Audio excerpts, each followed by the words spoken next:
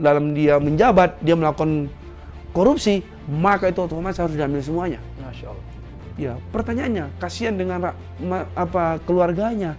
Kok Bapak kasihan dengan keluarganya, tidak kasihan dengan uang rakyat, keluarga rakyat yang jumlahnya ratusan juta ini yang sudah digarong oleh para koruptor? Bolanya ini adalah di hakim itu sendiri, di peradilan itu sendiri. Harusnya begini kan, Ustaz? Harusnya prestasi dulu ditunjukin. Prestasinya? Harusnya. Oh, oke. Kan sebenarnya gitu. Ya, betul. Bukan gaji dulu dinaikin baru ada prestasi. Kan bukan. Teorinya kan bukan begitu, Ustaz. Prestasi dulu ditunjukin, ada reward. Ada reward, kan begitu. Tapi kalau logikanya seperti itu tadi ada masalah gitu ya, reward dulu baru prestasi. Itu rada aneh konsepnya. Itu yang menjadi pertanyaan di masyarakat. Itu bukan persoalan naik gajinya, bukan. Tapi prestasi apa yang sudah ditunjukin sehingga ada reward gitu sebenarnya. Oh iya, betul.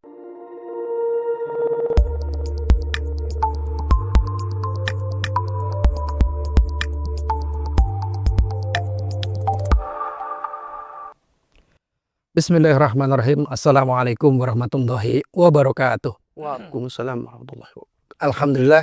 Alhamdulillahilladzi arsala rasulahu bil huda wa dinil haq liyudhhirahu 'ala ad-dini kulli wa kafa billahi syahida. Asyhadu an la ilaha illallah wahdahu la syarikalah wa asyhadu anna Muhammadan 'abduhu wa rasuluhu alladzi la nabiyya ba'da. Allahumma shalli 'ala sayyidil mursalin wa imamil muttaqin wa 'ala alihi wa sahbihi ajmain. Pemirsa Royah TV ngaji ngarti ngaji kumaha dararamang sadayana. Masya Allah. Mudah-mudahan pemirsa senantiasa sehat walafiat, senantiasa dalam keberkahan dan lindungan Allah Subhanahu wa taala. Amin amin ya rabbal alamin. Di kesempatan hari ini, hari Sabtu tanggal 3 Mei 2025 bertepatan dengan tanggal 5 Zulqa'dah 1446 Hijriah. Royah TV kembali menyapa saudara dengan acara spesial interview Royah TV yang mana pada hari ini dengan tema memberantas mafia peradilan. Untuk itu, maka kita sama-sama saksikan dulu sebuah video tayangan dari kru kerabat Raja Royah TV tentang memberantas mafia peradilan. Korupsi di lembaga peradilan bukan lagi sekedar isu, tapi sudah jadi penyakit kronis yang menggerogoti keadilan di negeri ini. Bahkan, Mahfud MD menyebut peradilan kita jorok dalam rentan 2011 hingga 2024. ICW mengungkapkan 29 hakim terlibat kasus suap dan gratifikasi. Nilainya lebih dari 107 miliar rupiah. Kasus terbaru, 4 hakim tipikor disinyalir menerima 60 miliar untuk membebaskan 3 korporasi besar. Mantan Ketua MK Jimli As-Sidiki sempat geram kalau bisa hakim korup dihukum mati 3 kali. Merespon problem ini, Presiden terpilih Prabowo mengusulkan kenaikan gaji hakim. Katanya, gaji yang tinggi berkorelasi dengan kejujuran. Di sisi lain, Prabowo ragu dengan usulan merampas aset koruptor.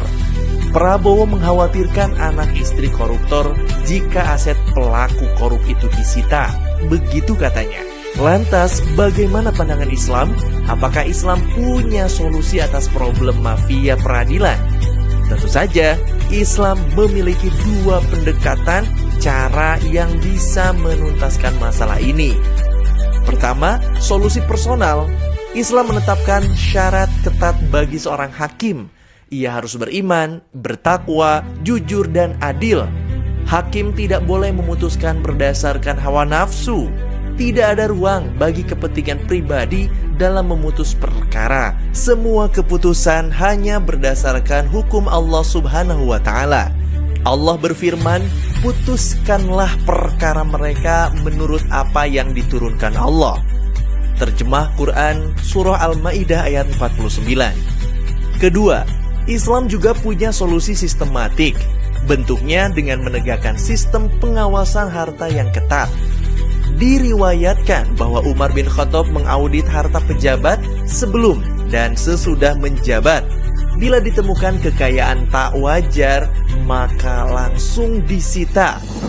Islam juga mendorong ketegasan sanksi yang tak pandang bulu bagi para hakim yang korup, termasuk melakukan suap menyuap. Allah telah melaknat pemberi suap, penerima suap, dan perantara di antara keduanya. hadis riwayat Ibnu Majah. Solusi Islam bukan hanya membongkar mafia peradilan, namun akan benar-benar melenyapkannya. Pertanyaannya, maukah kita mengambil solusi ini? Video yang luar biasa, video tentang bagaimana kondisi peradilan di negeri ini. Tepat sekali dengan pembahasan kita pada hari ini, bahwa kita akan membahas tentang berantas korupsi atau berantas mafia peradilan. Di mana ternyata seorang Mahmud Fin MD pun menyatakan sudah mulai jorok nih ya peradilan kita dari 2011 sampai 2024, dan juga ICW juga menyatakan ya, berbagai kasus tentang korupsi para hakim itu juga luar biasa. Terakhir kita bisa melihat bagaimana hakim-hakim menerima sekitar 60 miliar. Seperti apa sih kondisi peradilan saat ini? Lalu apakah tepat apa yang diluncurkan atau yang diidekan oleh pemerintah kita bahwa dia akan menggelontorkan kenaikan gaji bagi hakim? Apakah itu tepat? Dan bagaimana Islam memandang tentang kondisi peradilan? Kita akan simak sama-sama bersama dengan seorang lawyer, seorang praktisi hukum, dan beliau udah berapa kali hadir di studio kita, yaitu Bung Riki Patamaejaya SHMH. Assalamualaikum. Waalaikumsalam warahmatullahi wabarakatuh. Sehat Bung? Alhamdulillah sehat. Kayak yang masih 10 gitu.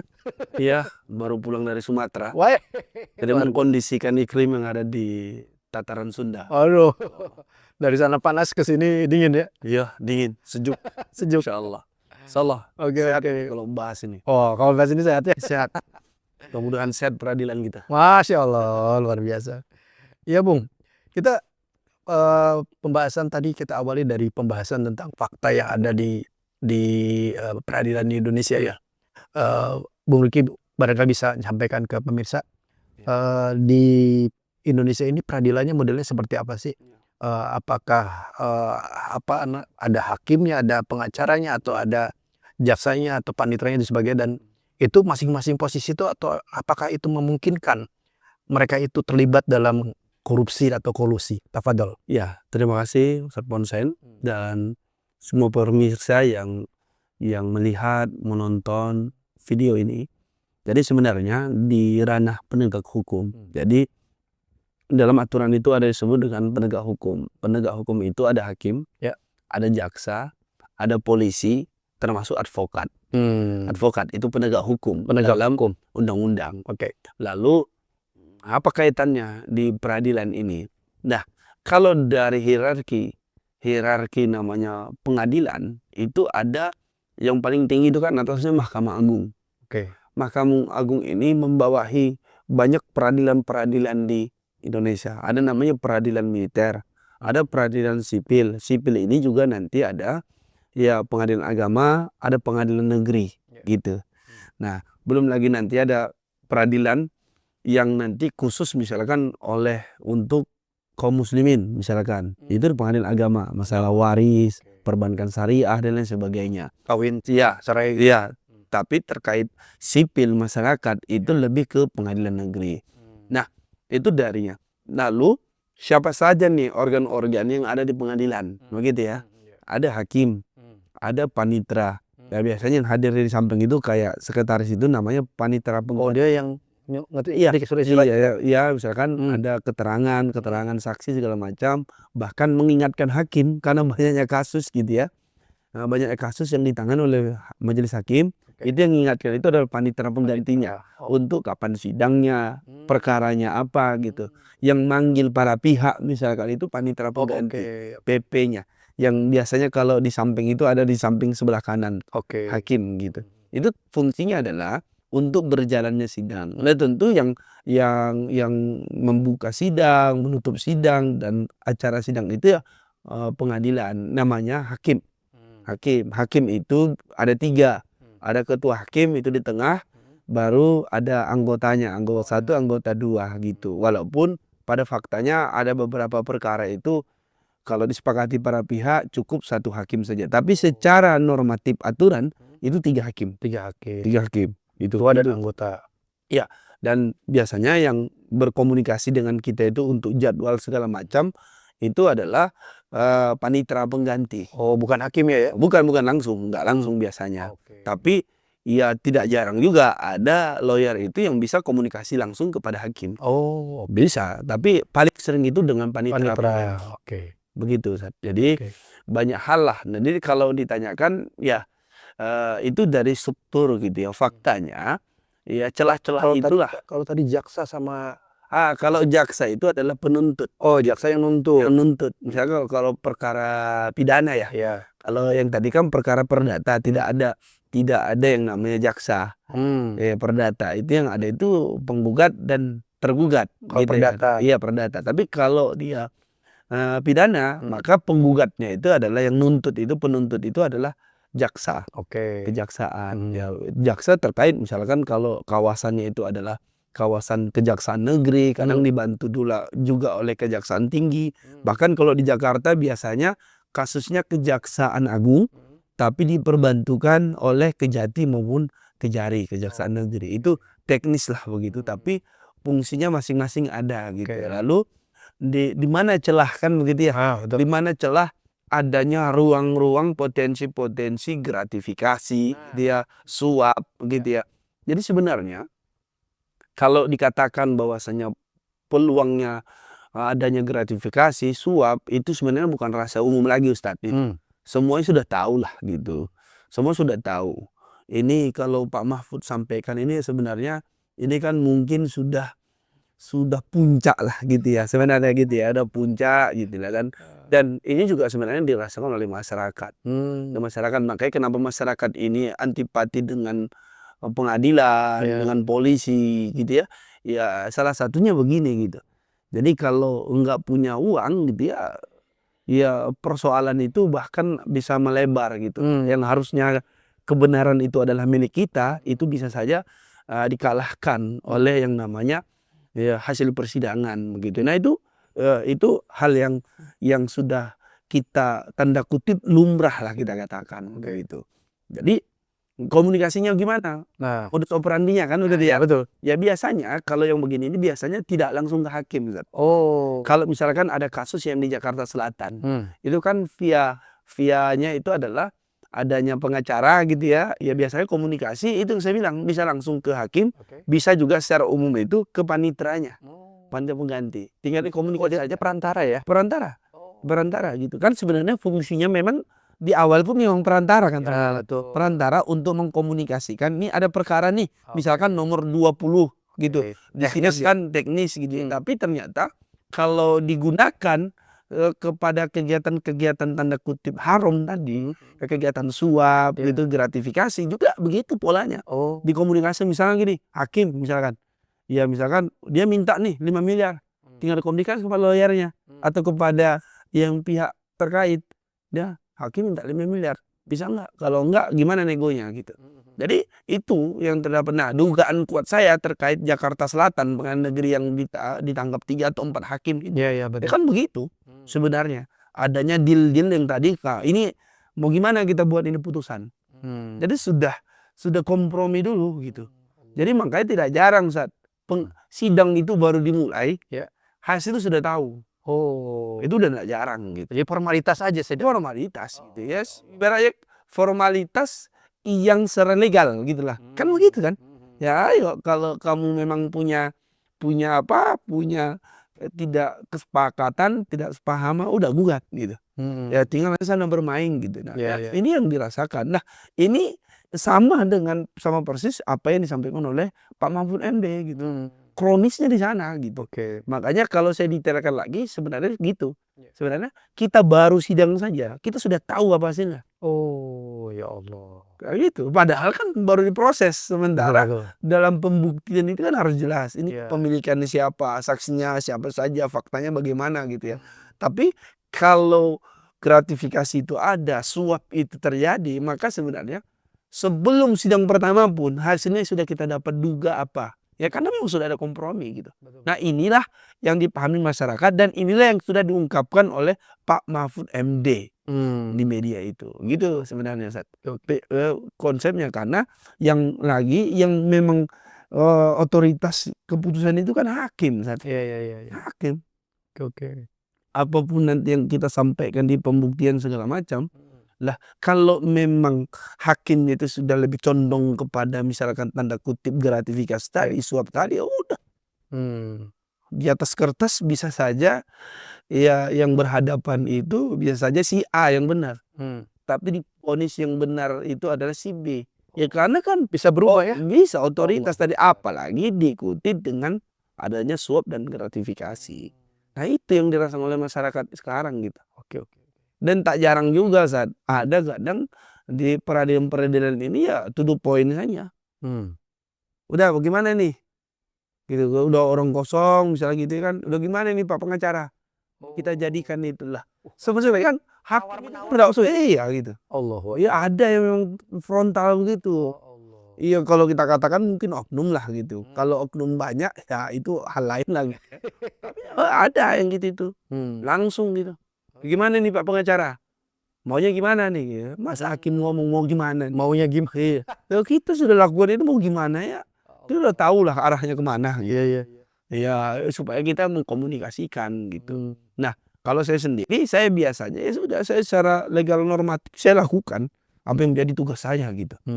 Ya tapi kalau untuk menyuap, untuk gratifikasi, saya memang menutup diri untuk itu. Masya Allah. Ya karena apa ya? Karena ya itu yang bisa kita lakukan, yang mendampingi hak-hak klien gitu. Tapi kalau begitu faktanya ya hancur begini gitu.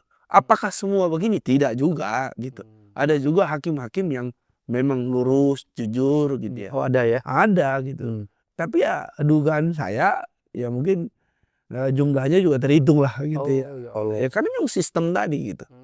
Nah ini yang kronis yang dilakukan tadi lah, yang mereka diharapkan oleh masyarakat, ya penegak kebenaran lagi, keadilan, memutuskan kebenaran, keadilan, malah justru mereka lah yang ditangkap juga. Oke, ini kan aneh bin ajaib, tapi faktanya ada. Faktanya ada. Oke. Itu sepengalaman Bung Riki, pernah nggak ada yang menawari untuk deal-dealan gitu? Ya. Itu besaran berapa tuh Ya, kalau ditahu? kalau saya secara langsung belum pernah. Kenapa? Karena dari awal sidang itu saya sudah menampakkan diri saya seperti apa gitu. Biasa filingnya. Profil saya sudah saya bilang gitu. Dan beberapa kali memang ada panitra lah gitu komunikasikan. Memang saya bang, kata dia, ini mau dikomunikasikan bagaimana? Ya saya langsung to the point, saya bilang, bang, saya ini melakukan apa yang menjadi tugas dan fungsi saya, mendampingi klien saya melakukan gugatan, diproses saja sebagaimana mestinya. Kalau ada komunikasi perihal yang di luar dari situ, klien saya tidak punya uang. Oh langsung ya di awal? Langsung, karena saya juga ada tahu kan tembakannya gimana, sehingga portofolio itu, profiling itu yang saya tunjukkan gitu. Sehingga di beberapa kesempatan baik di kepolisian gitu ya, di peradilan ya yang saya pernah ada di sana mendampingi klien saya, itu mereka sudah paham lah. Biasanya mereka juga lihat orang juga gitu, karena saya tidak membuka ruang itu, sehingga saya tidak lebih lanjut berkomunikasi terkait itu. Berarti kalau gitu ada yang membuka peluang? Ada, saya juga punya rekanan gitu ya, ke peluang itu malah langsung tembak. Langsung tembak. Kadang kan pengunjung-pengunjung yang udah kosong, tinggal pengacara di sana yang biasanya mau keluar, itu ditegur aja gitu. Kadang panitranya negur, kadang hakimnya langsung. Gimana bang pengacara? Ini arahnya mau kemana nih? Nanti ini maunya gimana? Biar kita bisa kondisikan dari awal lah. Itu kan bagaimana ceritanya? Ini waktu baru sidang ketiga atau keempat begitu.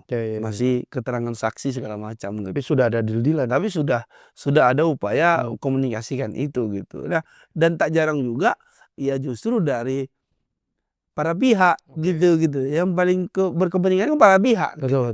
Para pihak dikomunikasikan langsung bisa ke hakim atau panitra gimana baiknya gitu kan, negosiasi di sana begitu.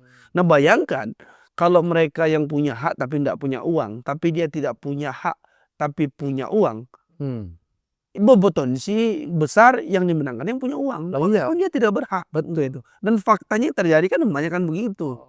Nah inilah yang menjadi keresahan, ini yang menjadi kemarahan masyarakat, sehingga tidak percaya lagi gitu. Iya. Nah ini faktanya. apalagi dengan berita dan yang disampaikan oleh Pak Mahfud MD. Dan Pak Mahfud MD ini adalah expert di bidangnya hukum gitu loh. Memang orang hukum. Iya, dan Dia paham betul. apalagi diikuti oleh Pak Jimli As-Sidiki. Pak Jimli As-Sidiki ini ketua Mahkamah Konstitusi ini masanya. Nah ini mengkonfirmasi gitu loh. Jadi tidak ada yang bisa ditutupi sekarang dan terbukti. Beberapa hakim, puluhan hakim itu dari tingkat pengadilan negeri sampai Mahkamah Agung itu banyak yang ditangkap. Ini yang tadi disampaikan itu apakah terjadi pada kasus-kasus besar saja atau juga pada tindak pidana ringan juga terjadi? Jadi hampir semua tingkatan itu terjadi. Semua tingkatan? Iya. Allah. Kan di pengadilan itu tidak hanya ada kasus yang gede gitu ya, tapi juga ada kasus yang sedang, ada kasus yang kecil, yang mindel-mindel gitu ya. Ya jadi makanya kadang orang masyarakat itu tidak mau berurusan dengan polisi, tidak mau berurusan dengan pengadilan. Mereka main hakim sendiri. Gitu misalkan ada kasus yang sering terjadi di Sumatera. Sumatera itu kan ini ada kaitannya maksudnya. Jadi kebanyakan komoditi di Sumatera itu kan sawit. Betul. Karena saya memang alhamdulillah asli saya dari Sumatera Utara. Komoditi sana semua mayoritas sawit, walaupun ada yang lain. Jadi di sana itu narkoba kan luar biasa merebak di sana. Jadi banyak para pemuda di sana gitu ya, orang tua itu pemakai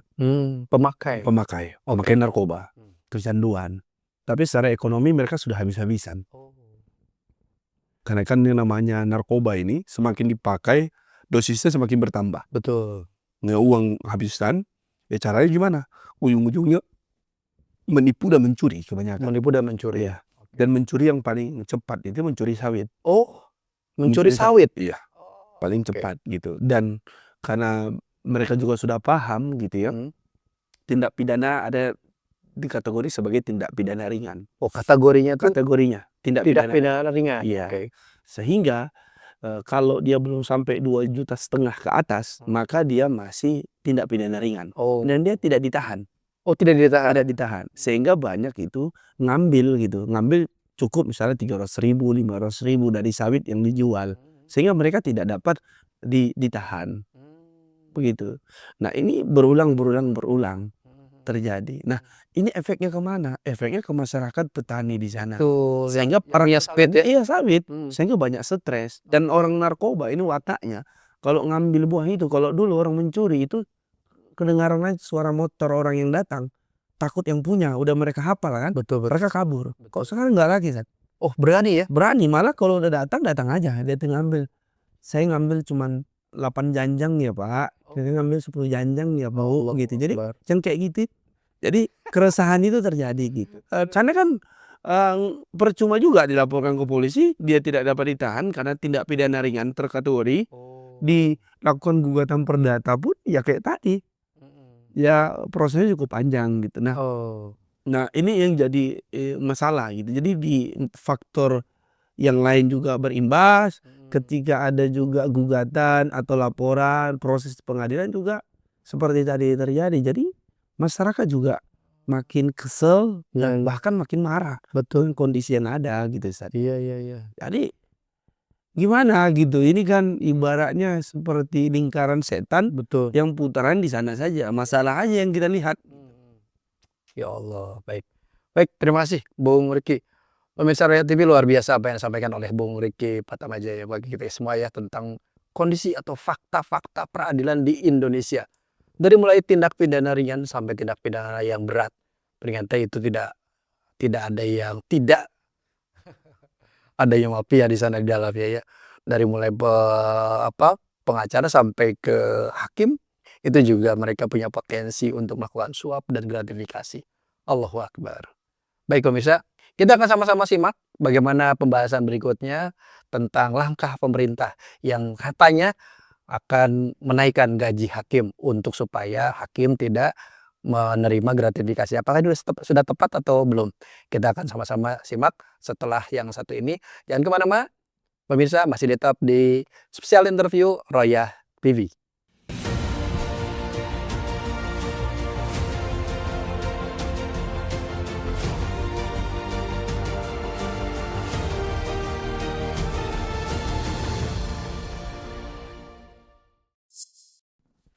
Baik pemirsa Royal TV ngaji ngarti ngahiji masih di spesial interview Royal TV dalam tema memberantas mafia peradilan bersama dengan Bung Riki Patamajaya SHMH.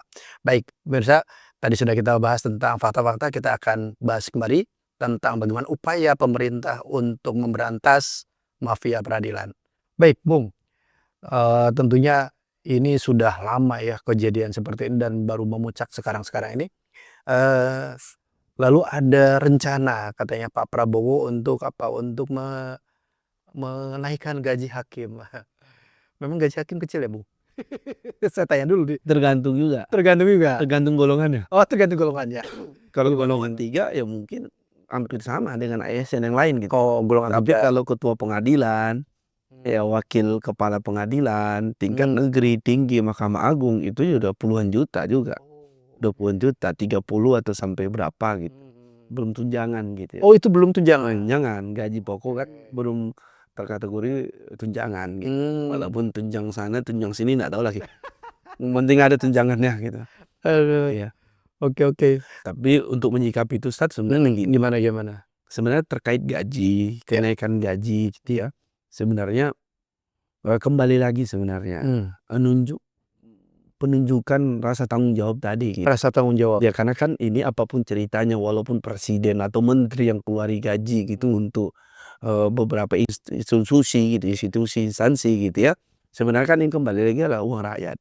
Betul. Gitu. Ya benar-benar pastikan dulu gitu tujuannya apa. Ya. Benar-benar untuk kepastian hukum tadi bagi rakyat atau bagaimana gitu. Keadilan tadi untuk rakyat atau bagaimana. Oke. Itu kembali. Sebenarnya masyarakat ini enggak ada masalah sebenarnya. Kalau mau naik gaji, Kalau terkait naik gaji gitu ya. Tapi persoalannya outputnya apa dulu. Nah, gitu. Jangan sampai uang rakyat ini sudah diambil, diberikan ke institusi, ke kehakiman, ke peradilan tadi, tapi hasilnya sama aja gitu. Harus sama aja gitu. Tetap ibaratnya modus operandi cara main ini tetap berjalan gitu ya. Apa gunanya gitu. Oke. Jadi maksud saya sebenarnya kebijakan misalkan naik gaji ini sebenarnya secara prinsip tak ada masalah di mata masyarakat. Tapi kembali lagi benar tidak bertanggung jawab kepada rakyat. Itu kembali gitu. Jadi sebenarnya bolanya ini bukan di masyarakat. Bolanya ini adalah di hakim itu sendiri, di peradilan itu sendiri. Harusnya begini kan Ustaz, harusnya prestasi dulu ditunjukin. Prestasinya. Harusnya. Oh, oke. Kan sebenarnya gitu ya, bukan gaji dulu dinaikin baru ada prestasi, bukan. Teorinya kan bukan begitu. Prestasi dulu ditunjukin ada reward kan begitu. Tapi kalau logikanya seperti itu tadi ada masalah gitu ya, reward dulu baru prestasi. Itu rada aneh konsepnya. Itu yang menjadi pertanyaan di masyarakat. Itu bukan persoalan naik gajinya bukan.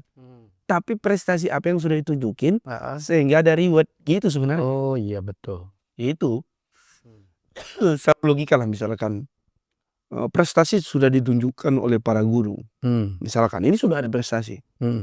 Tapi kesejahteraan sudah ada enggak di para guru?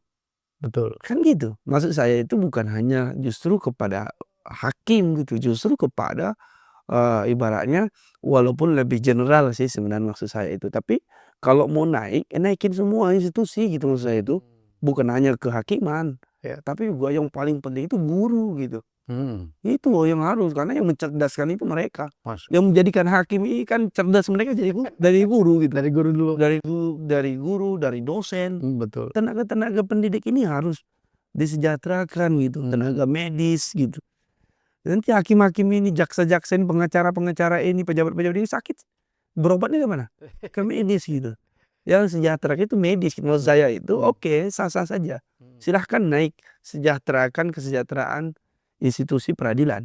Tapi sejahterakan juga dong yang namanya kesehatan, pendidikan, gitu, nelayan, masyarakat yang lain gitu. Tapi dengan catatan prestasinya tadi. Betul. Guru sudah ada prestasinya. Kesehatan sudah ada prestasinya. Ya. Naikin dong gitu. Ya, betul. Ya ke peradilan juga harusnya prestasinya tunjukin, setelah itu reward gitu. Masyarakat juga belum dengan hal itu gitu. Betul. Cuman persoalannya ketika uang itu sudah dikasih reward tapi prestasi nggak ada. Ini kan jomplang gitu, complang jauh banget gitu, ngapain gitu. Betul, betul. Itu seperti kita beli produk, tapi produknya rusak, tapi harganya tinggi, ngapain? Betul. Kita lihat dulu produknya itu bagus, baru kita beli dengan harga yang besar, nggak ada masalah. Ada masalah ya. Kalau kita udah lihat produknya jelek, rusak, hancur, kita beli harga murah, nggak usah beli kan gitu. Itu logikanya, Ustaz. Betul, betul. Jadi bagi saya terkait naik seberapa gedenya no problem. Yang paling penting prestasinya ditunjukin dulu. Betul, Ustaz. Dan bukan hanya itu, dinaikin juga institusi-institusi yang lain. Oke. Seperti kesehatan, pendidikan. Oke. Gitu, Ustaz. Sip. Kalau tadi bicara tentang reward dari pemerintah ya, Iya. reward terhadap. Kalau sekarang kita bahas tentang punishment dari pemerintah. Yang ternyata dari hasil wawancara dari beberapa orang terhadap Prabowo juga kayak kurang yakin tentang masalah penarikan aset. Nah, penarikan aset dan juga kasus-kasus tipikor yang lainnya. Ini gimana, Bung? Kalau bagi saya jangan sampai ini koreksi saya juga kepada Pak Prabowo dan kabinetnya. Jangan omong-omong doang, Pak. Jangan omong-omong doang. Ini saya sampaikan, Pak Prabowo dan rejim Prabowo itu jangan omong-omong doang. Gitu. Karena beberapa kesempatan kayak ragu-ragu gitu. Oke. Misalkan di beberapa media disampaikan nanti gimana keluarganya gitu ya. Bagaimana kalau asetnya ditarik semuanya dipenjarakan gitu. Tapi di sisi lain kadang Pak Prabowo kita buat nanti suatu pulau khusus nanti pelaku korupsi. Tapi nanti di forum lain Pak Prabowo katakan bahwasanya nanti kasihan bagaimana nanti keluarganya kalau diambil aset-asetnya. Baru kemarin terkait buruh, beliau juga sampaikan nanti kita akan tarik aset-asetnya. Yang benar mana, Pak? Gitu. Kalau kita ya sudah hukum setegas-tegasnya karena ada teori dalam hukum lex spesialis derajat lex generalis, aturan khusus menyampaikan aturan umum. Berarti secara khusus ini maka yang namanya punishment itu juga lebih keras gitu. Misalkan kasus korupsi harus lebih keras ketimbang tindakan pidana umum lainnya. Kasus ibaratnya itu narkoba harus lebih keras, kan begitu. Ya, betul. Kenapa dibuat khusus daripada yang umum? Karena spesifikasi kejahatannya juga lebih khusus. Maka punishment atau sanksi hukumannya juga harus lebih keras, harus lebih khusus. Di antaranya adalah kasih hukuman yang keras, bahkan sampai hukuman mati bagi benar-benar terbukti merugikan uang negara yang itu notabene adalah uang rakyat. Itu yang pertama, Ustaz. Yang kedua, aset-asetnya ketika sudah ada namanya pembuktian terbalik sebelum dia menjabat, setelah dia menjabat ada hal yang drastis kenaikan harganya, semua asetnya diambil. Apalagi dalam dia menjabat dia melakukan korupsi, maka itu otomatis harus diambil semuanya. Masya Allah. Ya, pertanyaannya, kasihan dengan keluarganya. Kok Bapak kasihan dengan keluarganya, tidak kasihan dengan uang rakyat, keluarga rakyat yang jumlahnya ratusan juta ini yang sudah digarong oleh para koruptor? Betul. Kan logikanya harus sana. Iya. Lebih kasihan kepada mereka keluarga koruptor dengan keluarga rakyat ini yang uangnya ini digarong oleh para koruptor. Itu kan logikanya nggak match gitu. Nggak matching gitu bagi saya itu. Sehingga harus tegas. Saya lebih tegasnya harus sampaikan bahwasanya disanksi lebih keras, bahkan sampai hukuman mati. Kalau Pak Jimnas Sediki hukum mati 3 kali gitu. Kalau saya hukum mati 9 kali gitu. Nggak apa-apa gitu. Kalau memang bisa begitu, ya karena memang mereka itu tidak menyiksa rakyat gitu. Harusnya itu bisa ke pendidikan, kesehatan, anggarannya dikorupsi. Habis uangnya. Saya ada contoh, Ustaz. Kurang apa pelaku gaji dari direktur Pertamina? Betul. Gajinya itu miliaran, Ustaz. Iya. Miliaran per bulan. Pertanyaannya, kenapa mereka lakukan korupsi lagi? Nah, berarti kan poinnya bukan hanya persoalan gaji gitu. Oke. Betul. Tapi tidak masalah lah. Kalau memang katanya udahlah kita upayakan dengan sejahtera mereka, nggak ada masalah seperti saya sampaikan tadi. Tapi kan berarti dengan contoh Pertamina tadi, berarti kan bukan salah satunya. Betul. Bukan menutup ruang itu gitu. Tapi potensinya masih besar gitu. Maksud saya, apapun ceritanya kita harus menjaga hak gitu. Dan di dalam hukum Islam menghilangkan kezoliman itu adalah bagian proses yang mendapatkan pahala dari Allah Subhanahu wa taala. Menghilangkan kezaliman. Karena itu amar ma'ruf nahi munkar gitu loh. Bukan berarti kita kasihan dengan keluarganya lah. Iya, korban-korban yang dikorupsi uang rakyat ini enggak kasihan kan itu. Itu yang jadi pertanyaan gitu. Maksud saya, ya ayo kalau memang mau dibuat pertegas, dibuat di pulau tertentu. Wah, lebih cocok kalau bagi kita cocok gitu tuh. Ya supaya mereka tahu sakit betul. Betul. Iya, jadi aset-asetnya diambil untuk dikembalikan kepada rakyat. Saya lebih cocok begitu, Ustaz. Baik, sip, keren. Baik, terima kasih Bung Riki. Apa yang tadi disampaikan oleh Bung Riki luar biasa. Pemirsa Raja TV, ternyata bisa disimpulkan ya bahwa langkah pemerintah itu masih jauh dari solusi. Ibarat api dengan dengan panggang masih jauh antara api dengan panggangnya. Bukannya menuntaskan, bisa jadi malah tambah masalah. Ya terbukti bahwa ternyata gaji besar seorang direktur Pertamina masih tetap dia harus berkorupsi juga. Kenapa? Ya ternyata bukan masalah gaji.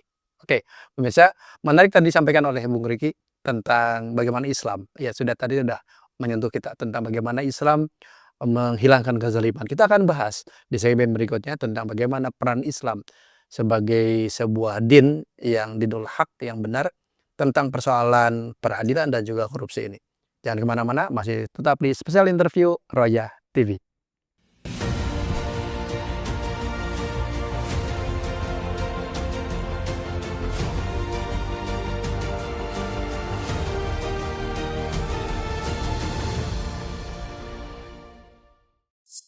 Baik, pemirsa Roja TV ngaji, ngerti, ngaji. Jangan lupa like, comment, and share.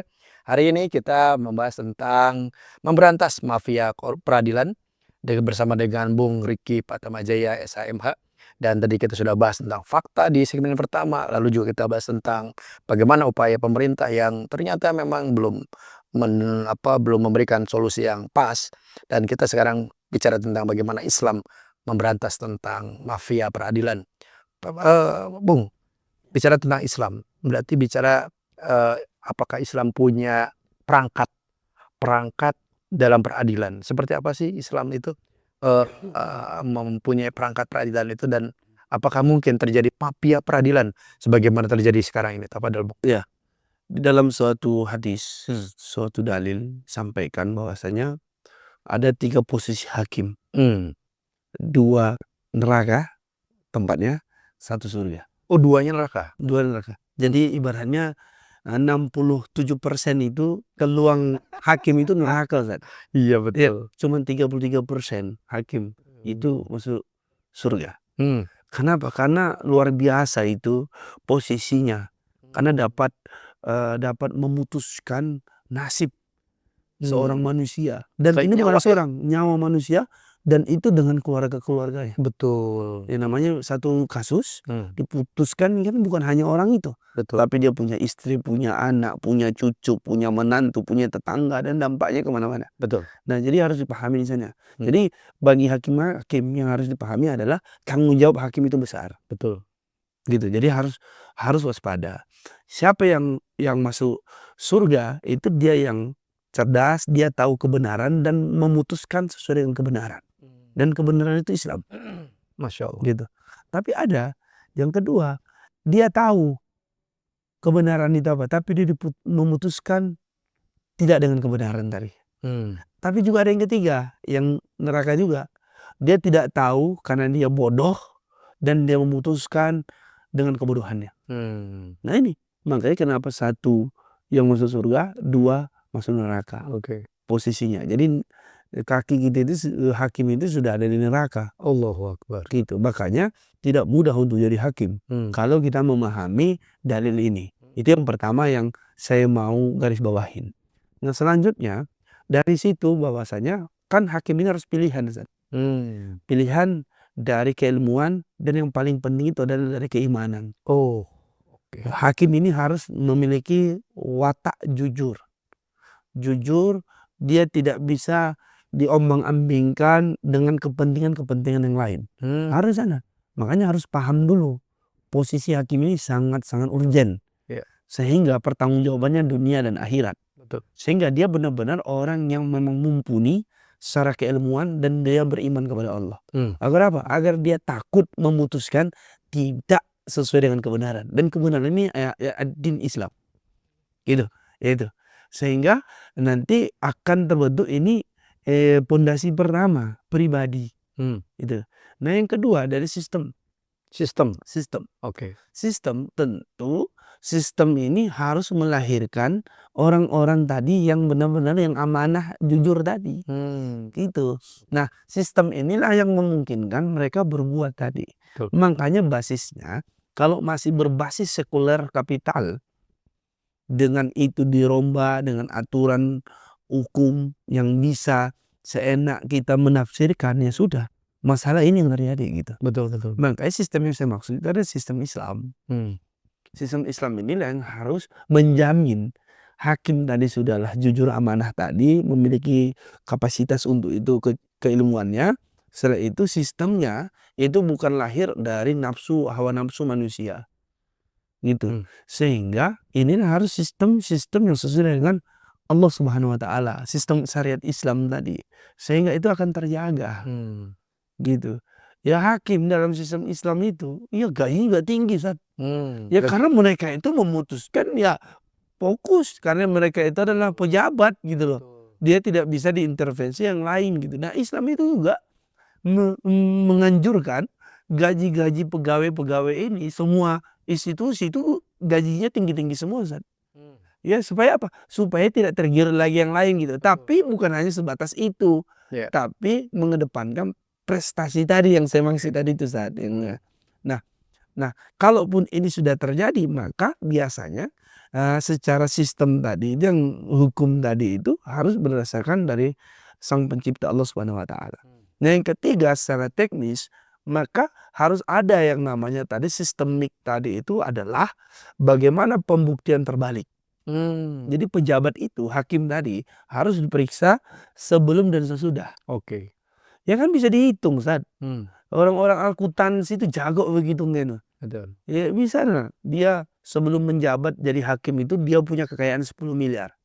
Dengan dia menjabat misalnya kepala hakim atau ini dengan gaji sekian kan, tanpa ada usaha yang lain segala macam, itu kan misalkan paling kenaikannya misalnya taruhlah kita bilang selama 5 tahun kenaikannya itu bisa 5 miliar. Berarti kan 5 miliar.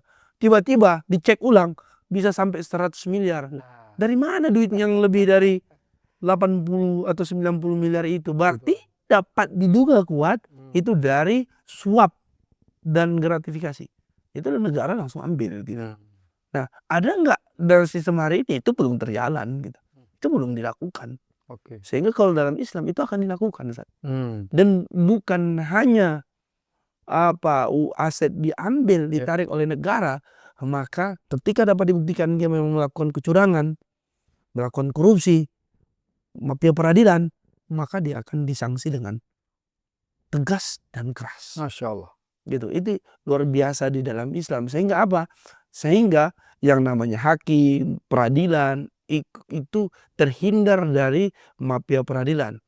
Gitu ya. Karena sedari awal sudah dibentengi dengan benteng-benteng yang kokoh tadi. Orangnya orang yang soleh, jujur, punya kapasitas. Sistemnya tadi itu sistem peradilannya, hukumnya diambil dari sumbernya dari Allah Subhanahu wa taala.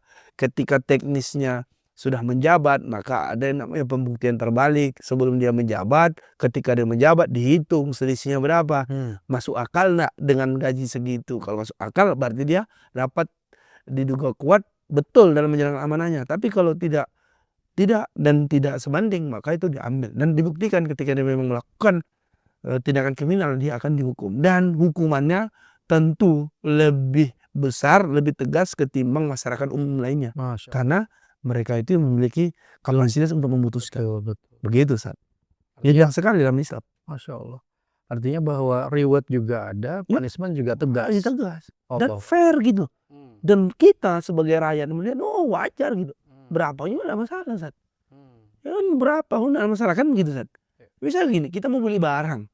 Kalau kita lihat barang itu memang dapat dihargakan misalnya 100 juta dan kita punya duit 100 juta, kita pasti akan beli, Tapi kalau kita lihat dia jual 100 juta, sementara itu paling layak itu cuman 200.000 gitu, kita bayar 100 juta, kan rugi besar itu. Betul. Nah, nggak mungkin, apalagi ini terkait kebijakan gitu, terkait putusan yang dia mempengaruhi manusia sekaligus keluarganya. Masya Allah. Semoga kita terhindar dari perbuatan-perbuatan yang hina dan kriminal ini, Ustaz. Baik, Masya Allah. Baik, baik, luar biasa. Terima kasih, Bung Riki. Pemirsa Ria TV, Masya Allah ya, Islam memberikan kepada kita sebuah ruang yang mana di situ ada reward and punishment, tapi juga yang paling penting adalah sistem dan juga manusianya. Manusianya yang amanah, beriman, punya keimanan yang kuat, sistemnya juga menunjang orang bisa beramanah dan juga menunjang keimanan bisa lebih kuat lagi. Itulah Islam. Nah, karena itu kita akan sama-sama mendengarkan closing statement dari Bung Riki Patamajaya. Bagaimana seharusnya kita melangkah sekarang untuk sampai menggapai sistem Islam yang maha adil tersebut. Yang memang terlahir dari Sang Maha Adil Allah Subhanahu wa Ta'ala. Baik pemirsa, tetap di Roya TV, jangan kemana-mana. Tetap di spesial interview Roya TV.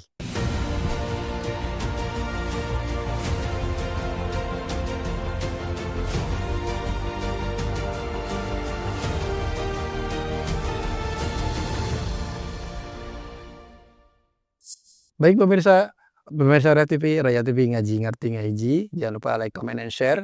Sekarang tibalah kita di penghujung waktu acara ini. Kita akan dengarkan bagaimana closing statement dari Bung Riki Patamajaya. Bung, silakan Bung. Tafadhol. Terima kasih Ustaz. Tentunya Allah Maha Baik, Allah Maha Bijaksana, Allah Maha Besar. Allah Maha Mengetahui sebelum, hari ini, dan sesudah, dan hubungan antaranya.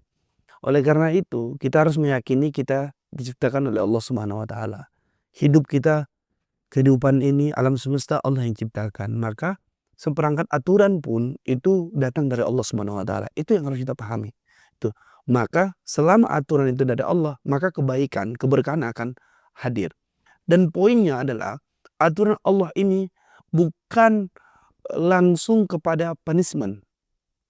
Allah itu membuat aturan itu tujuannya adalah preventif di awal.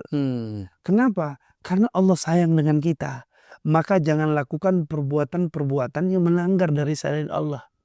Ketika benteng ini sudah dilakukan, maka ketika benteng ini juga ditabrak oleh manusianya, maka wajar punishment itu dengan tegas tadi dikenakan terhadap kita. Makanya kebaikan Allah itu luar biasa. Tidak ada yang lebih baik ketimbang Allah. Makanya secara kejahatan-kejahatan dilakukan oleh peradilan gitu ya, misalkan oknum-oknum lah kita sampaikan tadi dengan tema yang dapat berantas ini, sebenarnya itu kembali kepada Allah. Karena Allah itu lebih mengedepankan preventif, pencegahan. Agar apa? Agar kita jangan sampai melakukan tindakan korupsi, gratifikasi, suap. Karena apa? Karena itu adalah tindakan kriminal, itu adalah tindakan kezoliman. Sehingga kita tidak layak untuk melakukan itu. Oleh karena itu sudah saatnya kita kembali kepada aturan dari yang maha mengatur, maha bijaksana, Allah Subhanahu wa Ta'ala. Hukum ketika dibuat oleh produk politik, partai-partai, dibuat oleh manusia, maka itu akan kembali lagi kepada nafsu dan kepentingan. Itu yang harus kita pahami.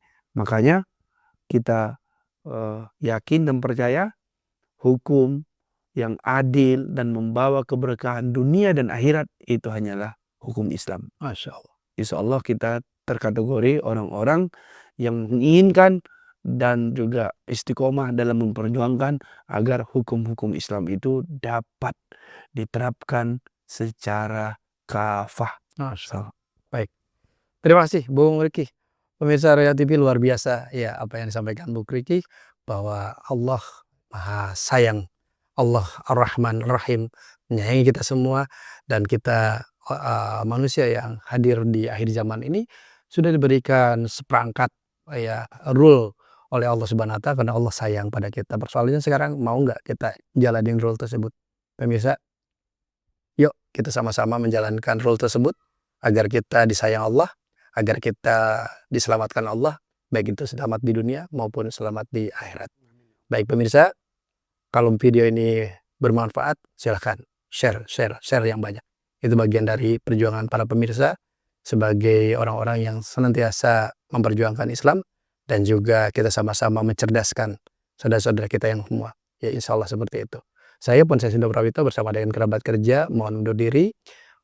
Insya Allah kita akan ketemu lagi di acara spesial interview pekan depan. Kita tutup dengan doa kifaratul majelis. Subhanakallahumma bihamdika asyhadu an la ilaha illa anta astaghfiruka wa atubu ilaik. Wassalamualaikum warahmatullahi wabarakatuh. Waalaikumsalam. Jazakallah khair. Terima kasih, Ustaz.